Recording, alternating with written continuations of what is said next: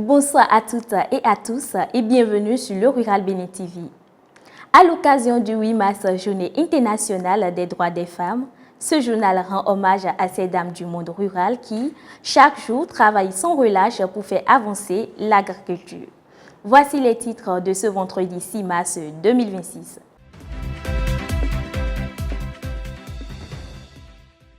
La FENAFAB a tenu son assemblée générale ce jeudi pour dresser le bilan de l'année 2025.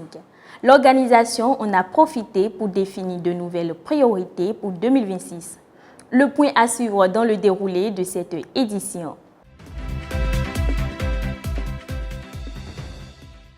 En prélude à la Journée internationale des droits des femmes, célébrée le dimanche 8 mars prochain, ce journal s'intéresse cette fois à leur contribution dans les champs et au foyer. Comment les femmes agricultrices arrivent-elles à concilier les activités champêtres et les tâches ménagères? Éléments de réponse dans ce journal.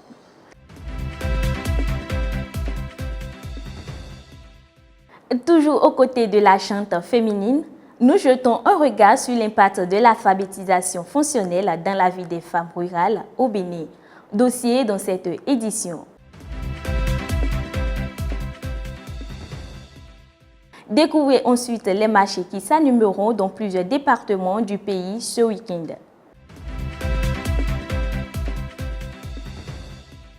Nous clôturons avec un focus sur l'actualité internationale au Sénégal, en Côte d'Ivoire et au Burkina Faso.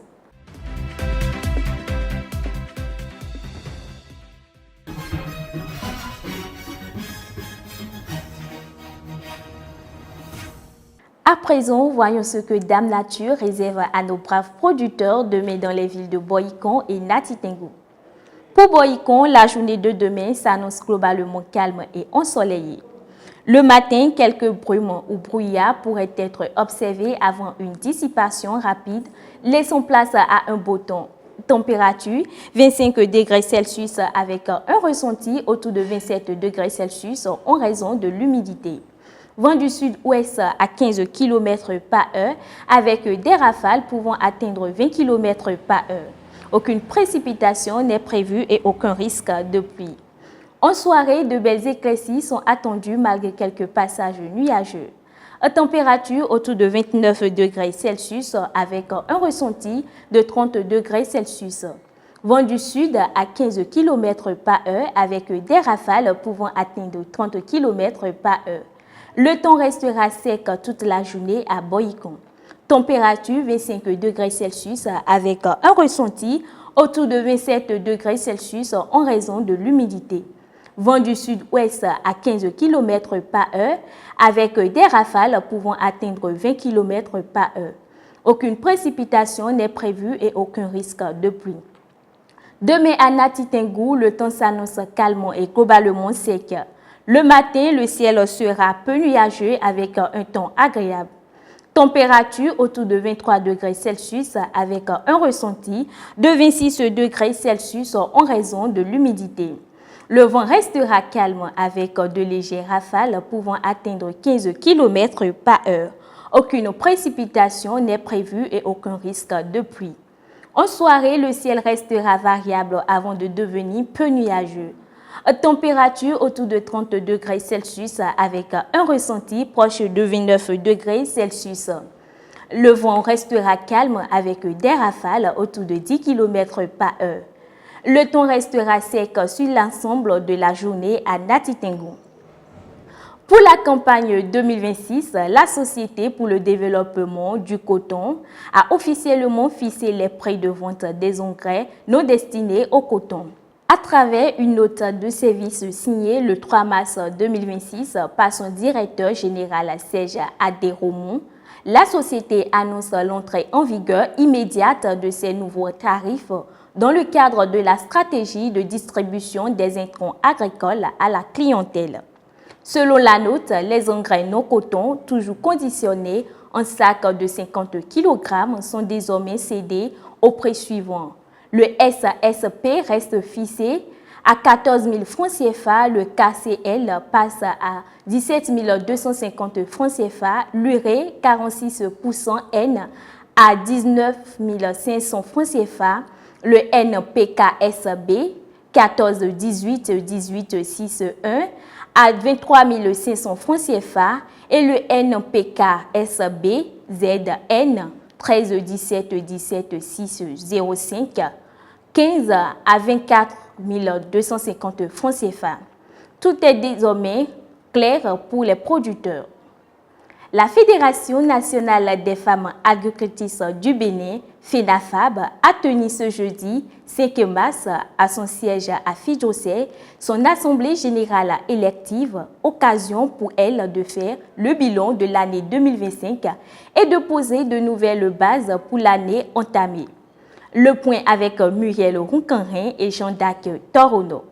Promouvoir le développement durable et porter la voix de la femme agricultrice au niveau national, c'est en partie l'objectif de la Fédération nationale des femmes agricultrices du Bénin, créée en décembre 2019. 6 ans après sa création, des avancées ont été enregistrées malgré les différents défis qui n'ont pas freiné la vie de cette association. Grâce à l'engagement de nos organisations membres, au soutien de nos partenaires techniques et financiers, ainsi qu'à la collaboration avec les autorités publiques, nous avons pu enregistrer des avancées significatives sur le plan organisationnel, institutionnel, économique et social. Cependant, comme toutes les organisations en construction, nous avons également été confrontés à des défis, notamment en matière de mobilisation de ressources, de renforcement des capacités de nos membres et d'amélioration de la participation active de toutes nos représentantes au niveau des instances de prise de décision. Ces défis constituent pour nous des opportunités de consolidation et de professionnalisation de notre fédération. L'Assemblée générale élective qui nous réunit aujourd'hui constitue une étape majeure dans la vie de notre fédération. Elle nous permettra de faire le bilan du mandat écoulé et d'adopter de nouvelles orientations stratégiques.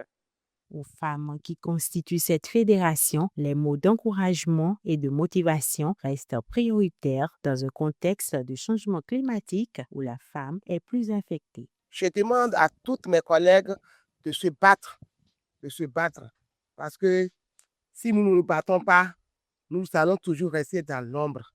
Sortons, écoutons le monde. C'est à l'écoute qu'on trouve des solutions.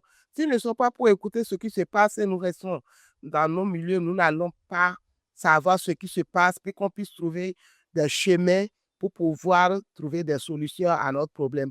Parce qu'aujourd'hui, avec les effets des changements climatiques, c'est la femme qui est plus affectée. Dans la mesure où tu dois, dans le milieu rural, tu dois s'occuper du champ de ton mari d'abord. C'est quand tu finis les semis du champ de ton mari que tu fais face à ta propre exploitation. Dans le temps, la pluie n'attend pas. Il convient de rappeler que cette assemblée générale qui a réuni les femmes agricultrices vient marquer le démarrage des activités de la Fédération pour le compte de l'année 2026. Mardi 3 mars 2026, l'ADPME Bénin, représentée par M. Jacques Huenansou, a participé à une session de formation pour le renforcement des capacités des PME du Bénin et du Togo. Organisée par la CNU-CED et ses partenaires, cette rencontre visait à présenter les dispositifs d'appui aux entreprises, renforcer leurs compétences et consolider la collaboration entre les acteurs béninois et togolais. Jeûner pour se rapprocher de Dieu ou d'Allah, une pratique bien connue des fidèles chrétiens et musulmans. Mais au-delà de la dimension spirituelle, le respect de certaines règles alimentaires reste indispensable pour préserver la santé. Dans cet élément signé Léonide Josset et Muriel Roucanrin, un nutritionniste éclaire quelques points d'ombre. Qu'on soit chrétien ou musulman, faire quelques jours, semaines, voire même des mois de carême constitue une étape cruciale. Néanmoins, bon nombre de personnes ignorent les précautions à prendre avant d'enclencher ce processus. Avant de démarrer un carême, il y a ce que nous appelons le check-up. Le check-up, il faut rencontrer un médecin généraliste et faire un bilan d'aptitude pour voir est-ce que nous sommes aptes à faire le carême. C'est-à-dire faire certains bilans comme la glycémie. Donc, si vous êtes diabétique, vous pouvez faire l'hémoglobine glyquée pour voir les différents pics de glycémie pendant 3 mois passés. On peut aussi faire le bilan lipidique pour voir le taux de gras. Donc, si le taux de gras est un temps élevé, donc c'est le moment de profiter du temps des jeûnes pour pouvoir corriger cela en évitant la friture. C'est-à-dire qu'il faut éviter les aliments frits, ultra raffinés pour corriger ça. Parce que le moment de jeûne, c'est aussi un moment où on apporte plus, on laisse l'organisme se purger de ses toxines et en apportant des aliments qu'il faut, des micronutriments essentiels, on arrive à faire le plein de vitamines et on donne de l'énergie à notre organisme. Sachant que la journée dure environ 14 heures et la nuit 8 heures de temps, il est essentiel de privilégier une alimentation équilibrée en mettant un accent particulier sur les légumes. C'est pendant la journée qu'il faut manger un peu équilibré. Il faut essayer d'équilibrer. Je suppose que le matin, vous vous levez à 5 heures. Vous pouvez peut-être prendre une infusion de menthe, par exemple, ou une infusion de fenouil, une tasse d'infusion de fenouil. Après ça, vous faites, si c'est la pâte qui vous plaît, n'importe quel accompagnement, mais il faut s'assurer que vous avez des légumes à côté. Mangez lentement, bien mâcher les légumes. Et pour bien mâcher les légumes, c'est qu'il faut se lancer à un exercice de satiété. L'exercice de satiété qui consiste à prendre, c'est-à-dire pour un bol d'accompagnement, il faut 3 bols de légumes pour que ce soit équilibré. Et pour manger, on commence toujours par les légumes. Donc, il faut d'abord manger 2 bols de légumes avant de manger la pâte et les légumes qui restent la protéine. Comme ça, on arrive à diminuer quantitativement l'apport en glucides et on fait du bien à l'estomac avec les fibres. Les glucides et les légumes sont importants, mais les protéines et les vitamines ne sont pas à négliger. Il faut donc faire le plein de vitamines que l'on retrouve notamment dans les fruits. Aller plus vers les micronutriments, aller plus vers les légumes pour bénéficier de la vitamine C qui se retrouve dans les agrumes. Nous avons aussi le magnésium qu'on peut retrouver dans le cacao noir, c'est-à-dire la poudre de cacao noir qu'on peut utiliser comme un thé pour apporter plus au cœur parce que le cœur, c'est un minéral très important dont il a besoin. En ce qui concerne les protéines, pour maintenir l'équilibre, pour reformer les muscles parce que pendant le temps de carême, si on fait déjà une semaine déjà, on commence déjà qu'il y a la pète musculaire qui s'installe. Il faut retrouver les protéines d'origine animale pour faire l'équilibre. Je suppose qu'on peut prendre des steaks de viande de bœuf, on peut prendre aussi le blanc de poulet qu'on peut manger, le poisson grillé qu'on peut manger. Une alimentation équilibrée doit accorder la priorité aux nutriments essentiels pour maintenir un bon niveau d'énergie. Toutefois, les patients ou les personnes ayant des restrictions alimentaires sont appelés à prendre rendez-vous chez un nutritionniste. Il faut d'abord consulter un spécialiste, un médecin généraliste. Donc, si le médecin arrive à calibrer la molécule du comprimé que vous devez prendre, par exemple, si je suppose dans le cas du diabète, vous avez un produit quelconque qui traite le diabète que vous devez prendre. Donc, c'est le moment de passer voir un nutritionniste par la suite pour avoir des conseils personnalisés.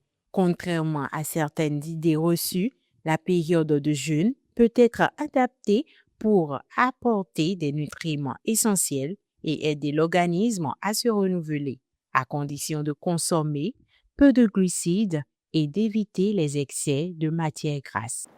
Dans plusieurs communes du nord du Bénin, les conflits entre agriculteurs et éleveurs restent une préoccupation majeure. À Niki, Kalale et Perere, des cas d'empoisonnement d'animaux sont régulièrement signalés, parfois à travers des pommes d'anacade ou la contamination de points d'eau. Une situation qui ravive les tensions entre les deux communautés et suscite des inquiétudes quant aux risques pour la santé publique.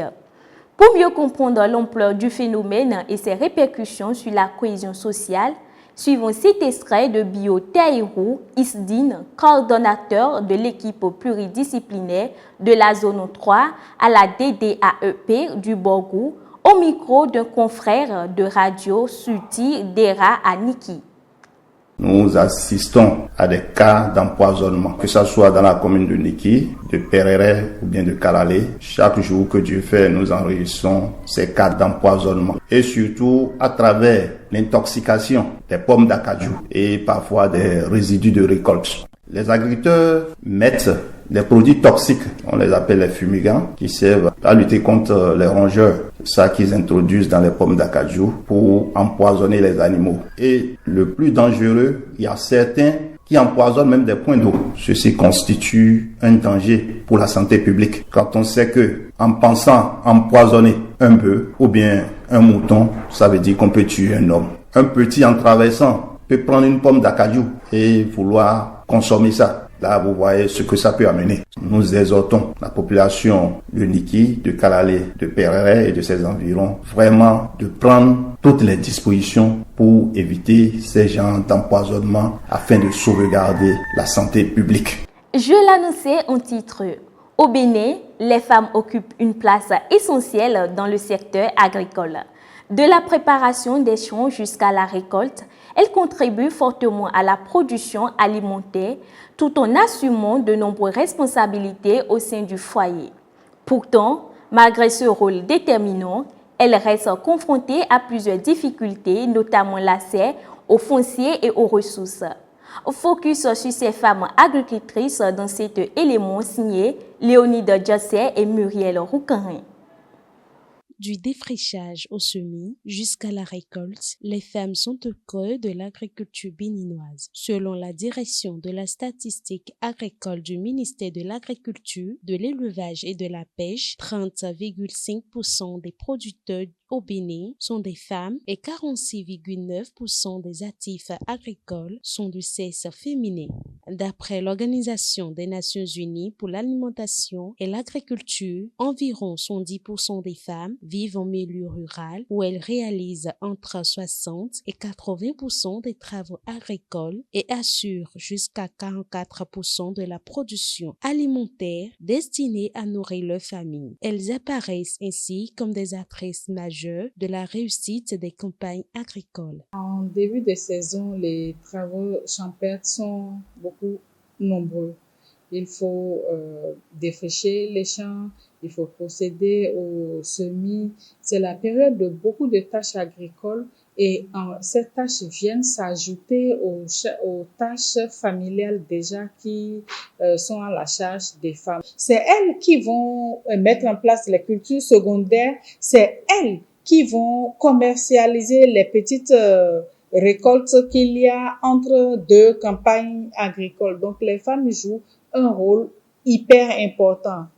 Surnommée la femme aux 1000 bras, la femme agricultrice cumule de nombreuses responsabilités entre les travaux champêtres, les tâches domestiques, la corvée d'eau, la collecte du bois de feu, la transformation des produits et la préparation des repas. Son quotidien est souvent particulièrement chargé, parfois même au détriment de sa santé.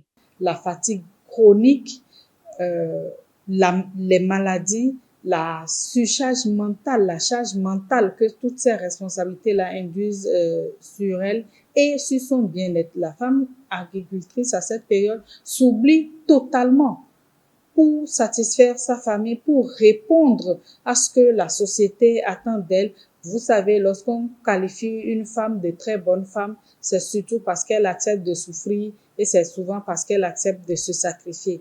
Et vous entendrez de nos jours, on dit aux jeunes femmes, vous êtes paresseuses, vos mamans faisaient plus. Comme si les mamans avaient un autre choix, elles n'auraient pas fait mieux. Et comme si la souffrance est un héritage qu'il faut porter. Malgré la place importante qu'elles occupent et le rôle crucial qu'elles jouent dans le secteur agricole, les femmes restent encore confrontées à de nombreuses difficultés, notamment en matière d'accès aux fonciers. Les inégalités de genre se ressentent justement par le faible accès ou le manque d'accès des femmes aux facteurs de production. Le premier, c'est déjà la terre. Malgré que nous avons un code foncier favorable aux modes de faire valoir indirects par lesquels les femmes peuvent bénéficier et jouir de la terre, leur présence est encore très faible. On a moins de 15% de femmes propriétaires de terres ici au Bénin, alors que les femmes constituent plus de 60% de terres.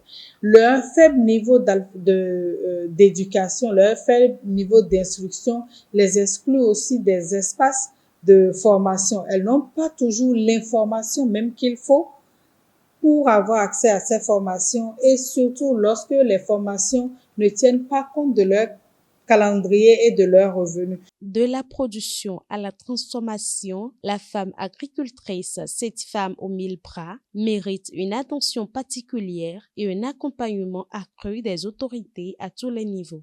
Il faut penser réellement à réduire la pénibilité des tâches accomplies par les femmes. Vous voyez, il y a certaines filières agricoles où elles doivent répéter les mêmes gestes, où elles doivent, par exemple, se baisser. Sachant que ces femmes portent des enfants ou qu'elles portent des grossesses, pourquoi ne pas orienter la recherche vers des matériels qui soulagent de la pénibilité de ces tâches-là? Pourquoi aussi ne pas que les équipementiers réfléchissent à la réduction des inégalités pour que le matériel agricole soit facilement accessible aux femmes et manipulable aussi par les femmes. Et il faudra les inclure systématiquement, que l'inclusion devienne un réflexe, qu'on les inclue systématiquement dans tous les maillons et dans toutes les opportunités qu'offre le secteur agricole et non pas seulement qu'elles soient dans les tâches invisibilisées, non valorisantes ou qui rapportent très peu de revenus. L'agriculture durable ne peut pas se développer tant qu'on ne réduit pas les inégalités de genre et sans la participation plénière de toutes les femmes. Valoriser le travail des femmes dans l'agriculture, c'est investir dans la sécurité alimentaire et le développement du pays. Leur autonomisation reste donc un enjeu stratégique pour l'avenir du secteur. Au-delà de nos frontières, nous commençons par le Sénégal. Le 3 mars 2026, à l'Institut sénégalais de recherche agricole à Han, chercheurs, autorités du ministère de l'Agriculture, de la Souveraineté alimentaire et de l'élevage, le directeur général de l'AREM et des producteurs de riz se sont réunis à l'occasion du 30e mardi du BAM. L'objectif était de réfléchir aux stratégies pour mieux produire, mieux vendre et protéger les revenus des ménages et des producteurs dans un contexte de baisse des prix mondiaux du riz et de forte dépendance aux importations. Les discussions sont portées sur la qualité du riz local, les préférences des ménages et les circuits de distribution afin de proposer des solutions pour renforcer la compétitivité du riz sénégalais. On poursuit avec la Côte d'Ivoire. À Abidjan, le 4 mars 2026, la Côte d'Ivoire bénéficie d'un financement de 68,35 milliards de francs CFA de la Banque islamique de développement pour son projet de développement de la chaîne de valeur du riz. Ratifié en Conseil des ministres, ce projet vise à réduire les importations de riz en développant les sites hydro-agricoles, la production de semences, la transformation du pardis, la commercialisation du riz et le renforcement des capacités de recherche et des infrastructures agricoles. Voilà pour l'essentiel de l'actualité internationale dans le domaine agricole. Pour clore cette édition, concentrons-nous sur la dernière production. Dimanche prochain, le monde célèbre la Journée internationale des droits des femmes, commémorée chaque 8 mars. Au Bénin, les femmes jouent un rôle essentiel dans la production agricole. Mais beaucoup d'entre elles restent confrontées à l'analphabétisme, un obstacle qui limite leur pleine participation aux activités économiques. Pour inverser la tendance, des initiatives d'alphabétisation fonctionnelles sont mises en œuvre au profit des femmes rurales afin de renforcer leurs capacités et favoriser leur autonomie. Dans le dossier du jour, nous mettons en lumière le rôle stratégique d'un programme d'alphabétisation des femmes rurales.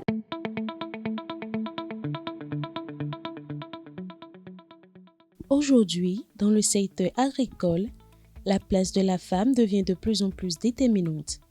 Pourtant, cette contribution reste souvent fragilisée par le manque d'alphabétisation chez de nombreuses femmes rurales.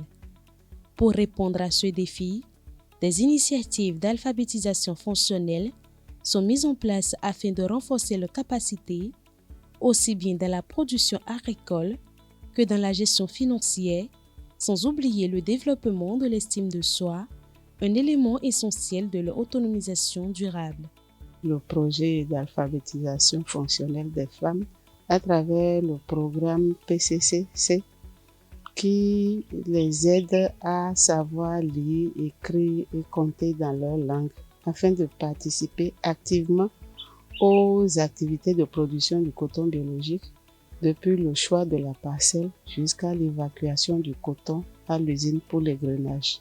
Comme bénéficiaires directs, nous aurons 380 apprenantes directes et environ 2000 bénéficiaires indirects lorsque nous prenons la moyenne de 5 personnes par ménage. La BTF à travers SEMIA et puis le programme de coopération avec les communautés. Ils mettent de la joie au cœur des femmes. Ils mettent de l'enthousiasme. Ils permettent de développer la confiance en soi et l'expression même de l'affirmation de soi de ces femmes qui ne pensaient pas un jour pouvoir lire, écrire et compter dans leur langue. Et au-delà même des activités du coton bio, dans leur vie active, dans leur quotidien, elles vont acquérir des compétences qui vont les aider à vraiment exprimer toute leur potentialité. Adidja, Aklampa, Kandi et Sinondé, un programme d'alphabétisation fonctionnelle à l'endroit des femmes rurales, est mis en œuvre par l'Organisation béninoise pour la promotion de l'agriculture biologique en collaboration avec ses partenaires qui impactent déjà les femmes bénéficiaires. Elle leur permet désormais de peser elles-mêmes leur production, de connaître avec précision le poids de leur coton biologique, mais aussi de mieux gérer leurs revenus et de gagner davantage en confiance.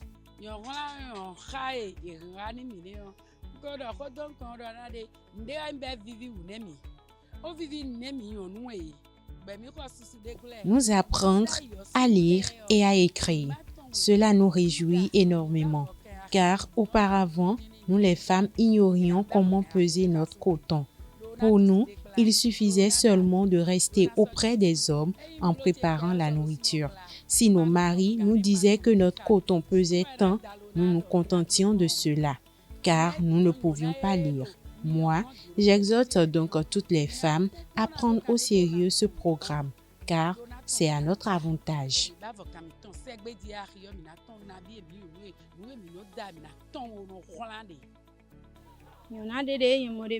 Moi, personnellement, j'arrive à lire et à écrire.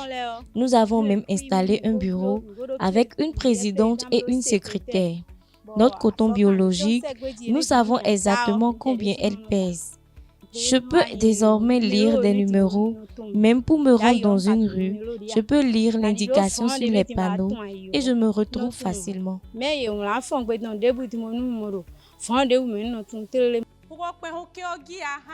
Nous saurons lire, écrire et faire des calculs afin que nos maris ne nous taquinent plus. Lorsque nous irons à l'hôpital, les médecins ne crient plus sur nous. Nous serons capables de lire et d'écrire dans notre langue. Ainsi, nous ne serons plus taquinés. Nous cultivons le coton depuis longtemps.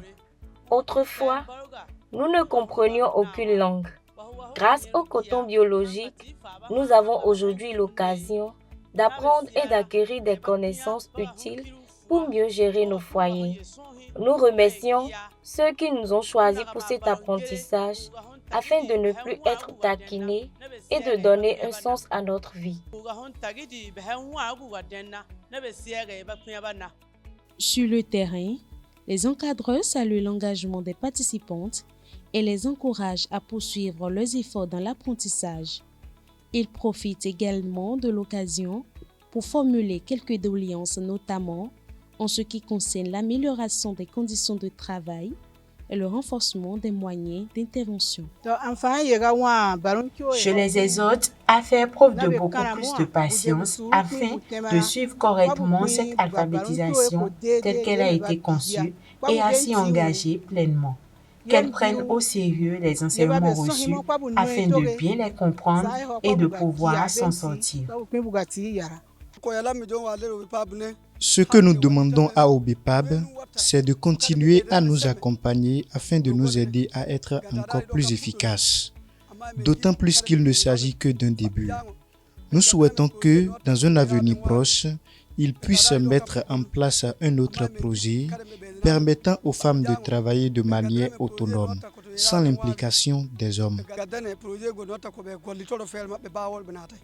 Malgré les efforts déjà engagés pour réduire l'analphabétisme chez les femmes rurales au Bénin, plusieurs défis restent encore à relever. Dans ce contexte, l'implication des décideurs politiques demeure essentielle pour renforcer l'autonomisation des femmes et promouvoir leur pleine participation aux différentes filières agricoles.